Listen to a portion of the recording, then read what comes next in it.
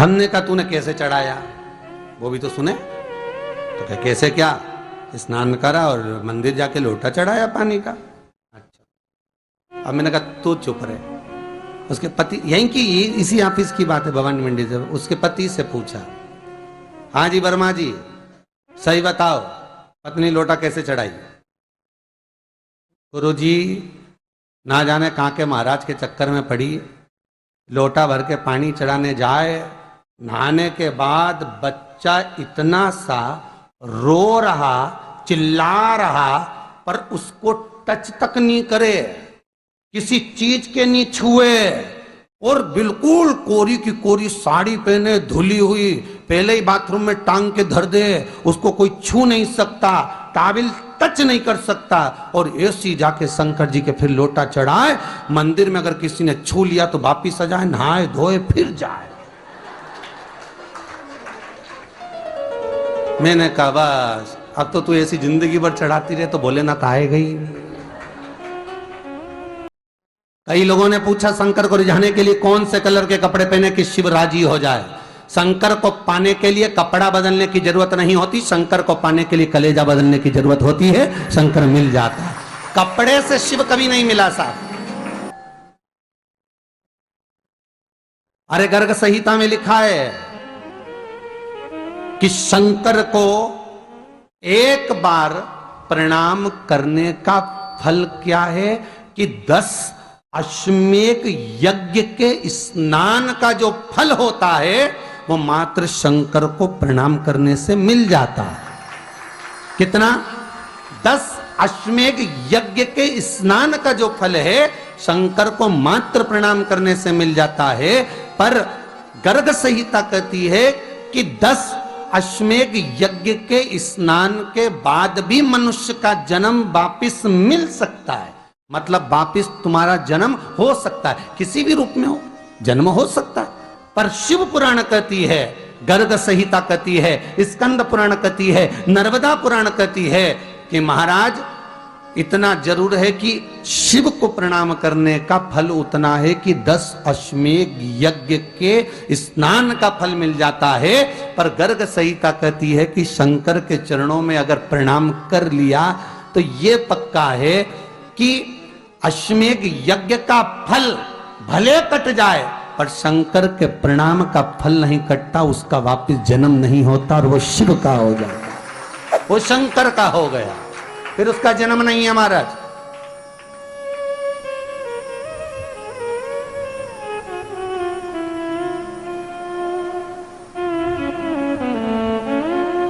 पति से कहा हाथ धो, स्नान कर लो जल्दी से, फिर अपन को चलना है मंदिर। पति बोला नहा लिया एक बार तो दूसरी बार फिर से नहा लो।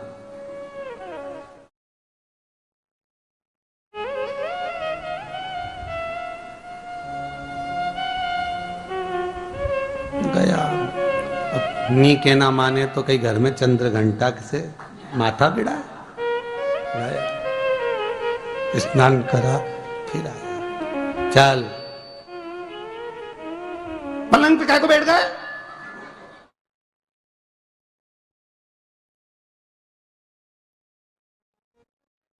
पलंगी तो है।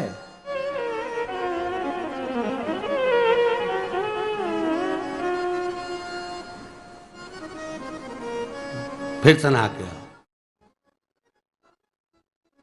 ये फिर नहावाने भेज दिया। होता एक सास बेचारी मायके जाना था, मौसी की यहाँ शादी थी, अब उसने बहू से कहा बेटा मेरे को जाना है, अपने घर में छोटे से लड्डू गोपाल उनकी सेवा है, तू एक काम कर कि तू सेवा कर लेगी क्या? हाँ मम्मी, उसमें क्या है, करना क्या है तुम बताओ, बस सुबह से 3 बार ताली बजाना, भगवान को उठाना, पात्र में रख के नहलाना, उनको पोंछना, कपड़े पहना देना, इत्र लगा देना, चंदन लगा देना, मुकुट लगा देना, सुंदर अलकावली सब पिनाने के बाद में भगवान को दर्पण दिखाना, जब भगवान को कांच दिखाए, दर्पण दिखाए, भगवान मुस्कुरा दे, तब भगवान को भोग लगा देना। हाँ मम्मी इतना तो मैं करूंगी, और बाद में भगवान को वापिस सुला देना। हाँ इतना सा कर लूंगी। सास बिचारी कह के चली गई। अब बहू सुबह से उठ के 3 बार ताली बजाई, भगवान को उठाया, बिठाया, नहवाया, तैयार कर दिया। तैयार करके जो दर्पण दिखाया तो भगवान तो मुस्कुराया ही नहीं। अब इसको कौन समझाए कि पीतल की मूर्ति कोई हंसे है? पर उसने तो विचार करा कि सास कह गई भगवान जब मुस्कुरा दे तो उनको भोग लगा देना। अब भगवान तो कोई मुस्कुराए नहीं, ये दर्पण दिखा। इसको लगा कि मेरी सेवा में कोई कमी रह गई। इसने भगवान का कपड़ा वपड़ा वापस उतारा, इनको वापस रजाई में सुला दिया। अब भगवान को वापस रजाई में सुलाया, फिर आ गई। 3 बार फिर ताली बजाई, भगवान को फिर उठाया, फिर बिठाया। बिठाने के बाद में फिर उनको कपड़े वपड़े पहनाकर फिर दर्पण दिखाया, पर भगवान तो मुस्कुराया ही नहीं। ये वापिस इस सेवा में गलती रह गई। वापिस इसने सब कपड़ा उतारा, भगवान को फिर सुला दिया। सुबह 8 बजे से नहवा रही, कपड़े पहना रही और सुला रही। 1 बज गई।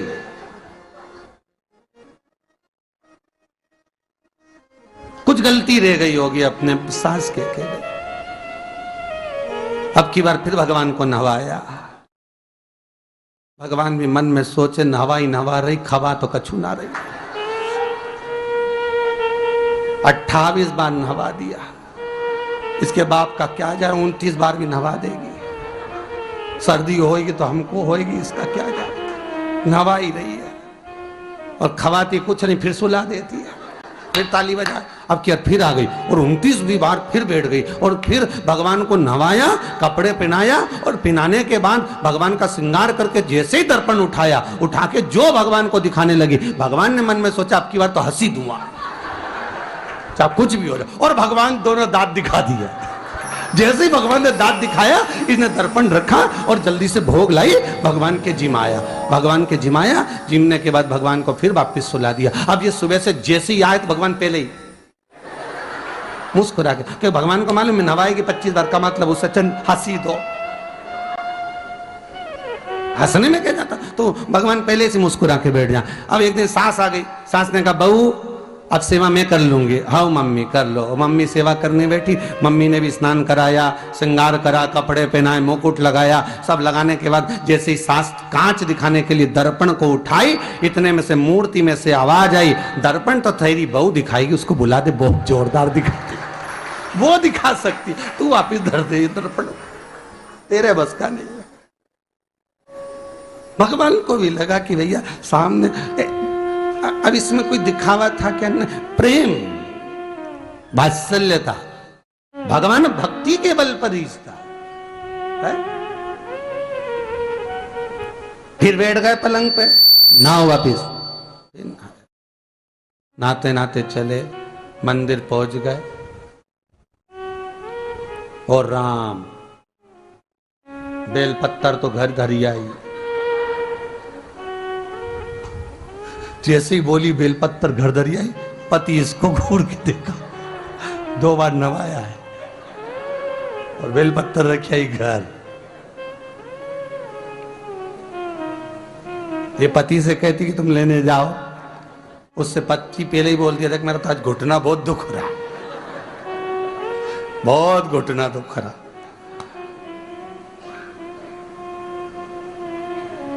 ठीक है तुम बैठो, मैं आई अभी घर से। अब घर जाते जाते मालूम पड़े फिर कहीं का कोई छुआ गया तो नहाने बैठ गई।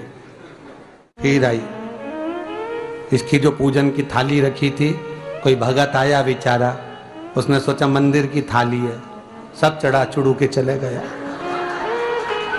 सब। पति से बोली तुमने अकेले ही पूजन कर ली? मैं तो करा ही नहीं, ये नंदी जहां बैठा उसके पास में बैठा, मैंने हाथ नहीं लगाया। तो ये सामान कौन चढ़ाया? इनकी आई थी,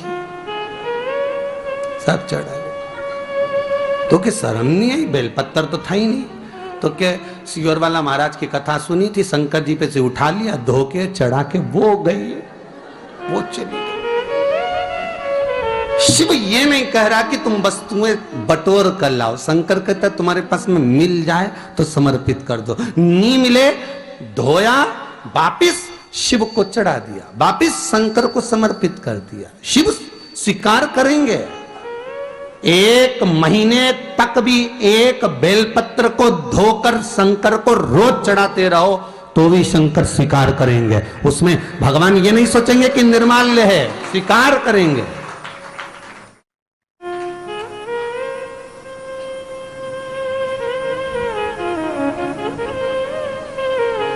पर इसका मतलब ये नहीं है कि तुम मंदिर की घर से अगर पास में लगी हो, नजदीक में लगी हो, 8, 10, 15 घर छोड़कर कुछ थोड़ी दूरी पर भी बेलपत्र लगी हो तो लेकर जरूर जाना, नहीं तो कहीं कहीं की इतनी आलसन।